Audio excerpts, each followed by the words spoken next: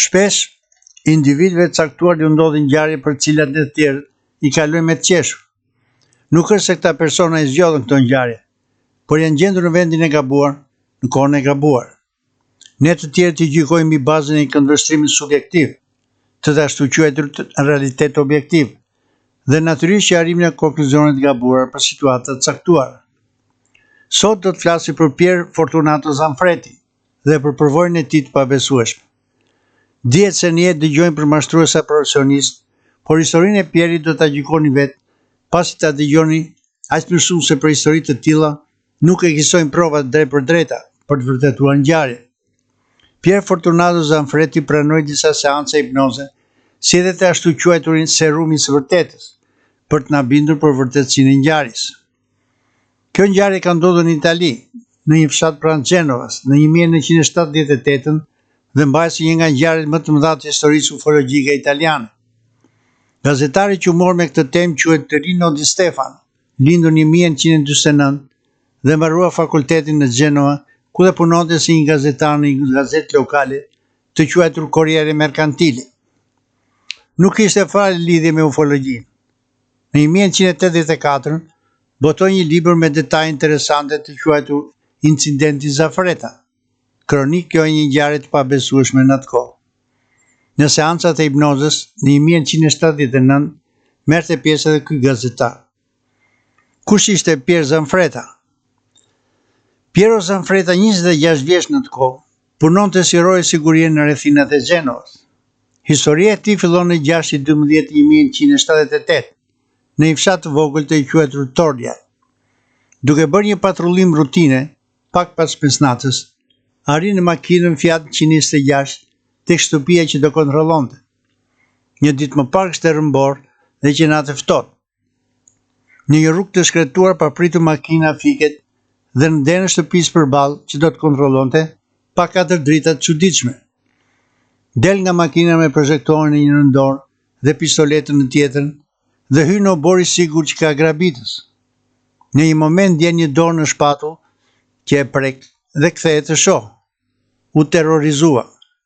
Përpara tij qëndronte një qenie gjatë rreth 3 metra me një ngjyrë lëkure të errët, sy trekëndësh të verdh, në ball i pulsonte një dritë e kuqe dhe në gojë gjende një si objekt ndriçues. Kur drita u përplas te koka e këtyre qenieve, projektori ra nga dora dhe në panikë dha vrapin, duke ndjerë pas vetes një dritë fortë dhe nxehtësi. Arriti tek makina dhe u përpoq të komunikonte me operatorin e tij. Në 12:15 minuta pati kontakt me Carlo Tocalino, i cili i vërtetoi ato që dëgjoi nga Piero. O Zot, sa të shëmtuar janë. Carlo e pyet se kush të shëmoi. A janë njerëz? Jo, nuk janë njerëz. Dhe komunikimi ndërpritet. Operatori merr shefin, Giovanni Casibo, i cili dërgon një patrull për të parë se çfarë ka ndodhur. Në vendngjarje arrin Raimondo Masi dhe Walter Lauri. Raimondo e gjej Piero të shtrirë pranë shtëpisë në orën 1:15 minuta në një gjendje shoku dhe i marrin pistoletën. Piero që shumë i ngrohtë, megjithse kishte më se një orë i shtrirë për tokë me temperatura poshtë zeros. Të nesërme karabinieria filloi një hetim në shkallë të gjerë. Gjetë në gjurmë të ngrirë pranë shtëpisë me një distancë nga njëra tjetra 2.7 metra, gjë që tregon një trup me përmasa gjigante.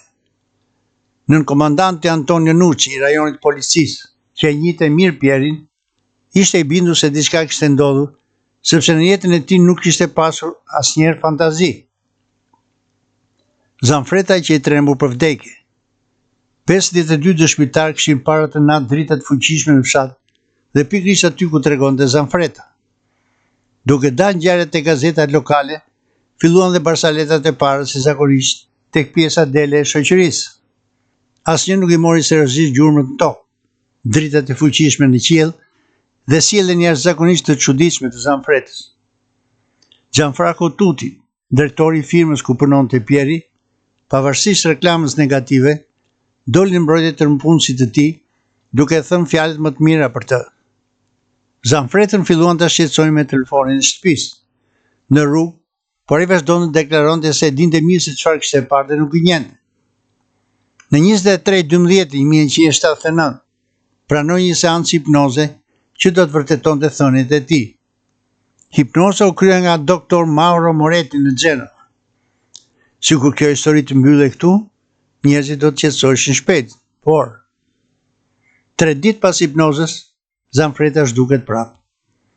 Në orën 23:45, duke udhëtuar në tunelin Bargali, humb kontrollin mbi makinën, e cila kthehet dhe fillon të lëvizë pavarur. Ndërkohë komunikon me qendrën, duke thënë se ka humbur kontrollin mbi makinën dhe se ka një mjegull të dendur. Makina ndalon jashtë tunelit dhe Pieri dallon një dritë fuqishme dhe nxehtësi përreth. Makina u gjet në orën 12:15 dhe që mjaft e nxehtë. Zanfreta thot se e ftuan të shkojë me ta, ndërkohë që binte shi, por po mendonte për fëmijët e tij. Makina sikur sa kishte dalë nga fura dhe në tokë kishte gjurmë gjysmë metri gjata dhe rreth 20 cm të gjerë. Pistoleta Smith & Wesson që gjetën karabinierët kishte qelluar 5 herë, ndërkohë që Zanfreta nuk mbante mend ta kishte qelluar apo jo. Më në fund alarmohet qeveria dhe ministri Attilio Rufini i mbrojtjes. Zanfreta pranon një seancë të dytë hipnoze, të cilën e filmoi një kanal lokal që e bëri publike në Itali dhe në gjithë botën.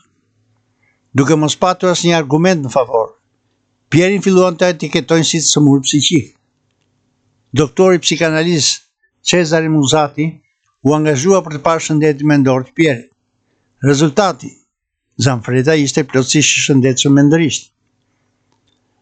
Në natën e 30/07/1979, Zanfretën e marrin për herë të tretë dhe pas 2 orësh gjenden në majën e kodet e quajtur Matfoske.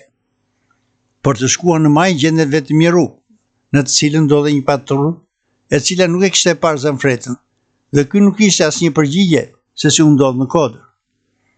Zanfreta kaloi në seancën e radhës të hipnozës nga doktor Marco Martezani. Si dhe kaloi serumin e së vërtetës me pentotal natriumi. Nën hipnozë, Zanfreta tha se mbi të u shfaq një disk UFO, që lëshoi një dritë fortë jeshile dhe u gjet brenda diskut. Sipas doktorit, në ndikimin e kësaj droge është pothuajse e pamundur të gënjesh.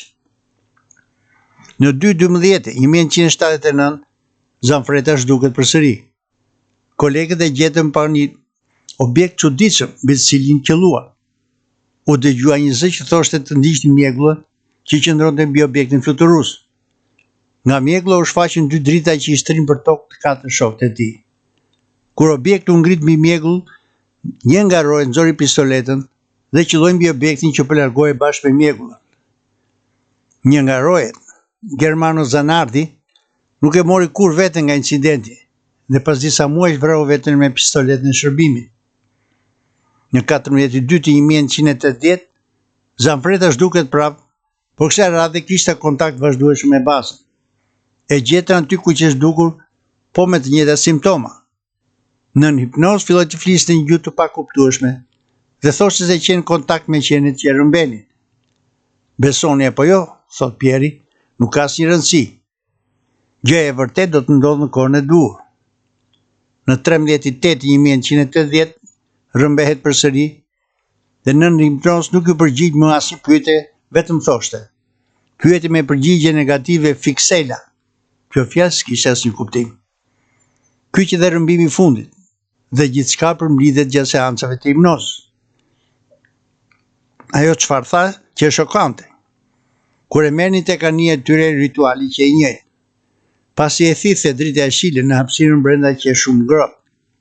Për rrethim mblidheshin rreth qeni që i përshkoi me detaje, humanoid të mëdhenj me pamje reptile, sy trekëndësh të verdh, vena të kuqe në ballë, pas koke disa si brir, duar të gjata që përfundonin me gishta të rrumbullakët në maj. Në gojë kishte një sipajisje që nxirrte korda zanore. Në kokë anash dilin ca kunja si trekëndça. Gjithmonë Zanfretës i vinin në kokë një si helmet që metonte dritë dhe që i jepte një lloj dhimbje. Në shumë gjasa nëpërmjet kësaj pajisje përshoheshin dije. Ato qeni i bënin pyetje të ndryshme që Zanfreta e kuptonte. Zanfreta i pyeti se nga vinin, dhe ata u përgjigjen se vinin nga shumë larg, nga një vend që quhet Tetonia, një planet që gjendet në galaktikën e tretë, dhe që tregon se këto qenie zotërojnë teknologjinë e udhëtimit midis galaktikave. Nuk qenë qenie telepatike, por shfrytëzonin kaskën që i kishin vënë në kokë Zanfretës. Në rastin kur pistoleta e tij kishte qelluar 5 herë, Zanfreta tha në hipnoz se kishin qelluar këto qenie në një panel brenda anijes dhe ju që dukur interesante. Kishin këmbgulur që të shkonin bashkë në planetin e tyre, ndërkohë që Pieri ishte gjithkohë në panik nga pamja e tyre e frikshme. Ata çuditeshin se pse Zanfreta kishte frikë, sepse ata kishin ardhur që t'i prezantoheshin njerëzimit, i cili s'kishte asnjë arsye për të frikësuar. Mjetet e tyre fluturuese mund të bëheshin të padukshme kur donin dhe e kundërta. Zanfreta nuk e kuptoi kurrë pse zgjodhen atë. Shpesh e pyesin se pse qanë. Nuk ka asnjë arsye për të qarë.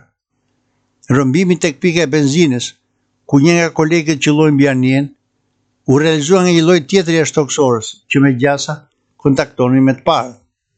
Në dallim nga të parët, këto qenie kishin kokë tullace në formë veze. Në anije kishte cilindra gjigante të dukshëm me një lëng blu. Brenda ndodheshin qenie reptile në formë zhabe. Në një tjetër ndodhej një humanoid si neandertali, si njëri shpellash. Në hipnoz Zanfreta dha detaje që një njeri normal s'kishte probabilitet që t'i dinte. Të njëjtat të dhëna dha dhe doktor Questi, që në atë kohë u mbye bashkë me makinën pranë Madridit. Këto qenie i ofruan Zanfretës një aparat që ky se pranoi. Që një si sferë me një piramidë brenda, ku qenë shkruar disa hieroglife dhe simbole të çuditshme. Kjo sferë kishte një energji të çuditshme dhe duhet t'ia jepte një njeriu emrin e cilit nuk e dinte, por do ta mësonte kur të vinte koha. Kjo sferë përmbante gjithë dijen e civilizimit të tyre. Kush janë, nga vinë, qëllimet, dhe duhet të gjendesh në duart e saktuara kur të vinte koha. Me insistimin e tyre, kjo pajisje fsheu në rrethinat e Gjenuas, dhe sapo e fsheu Zanfreta humbi më herë kujtimet mbi të. Kjo që pak e shumë ajo që doja të ndaje me ju sot. Gjykoni me mendje të ftohtë dhe deri në emisionin e radhës. Tum.